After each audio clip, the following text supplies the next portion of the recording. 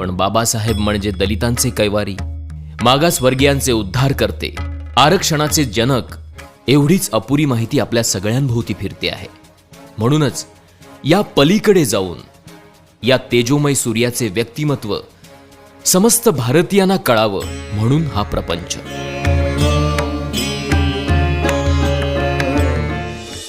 एकविसाव्या शतकातील सगळ्यात विद्वान व्यक्तिमत्व म्हणून कोलंबिया विद्यापीठाने डॉक्टर बाबासाहेब आंबेडकरांना गौरविलं. पाश्चिमात्य देशात बाबासाहेबांना चॅम्पियन ऑफ ह्युमन राईट्स असं म्हणतात. अमेरिकेसारखा देश त्यांना फाउंडिंग फादर ऑफ इंडिया अशी पदवी बहाल करतो. यामागची कारणं लक्षात घेतली तर व्यक्तीच्या प्रतिष्ठेसाठी, राष्ट्राच्या एकतेसाठी त्यांनी आपल्या वैचारिक भूमिकेमधून उचललेली पावलं ही पाश्चिमात्य आणि विकसित देशासाठी मार्ग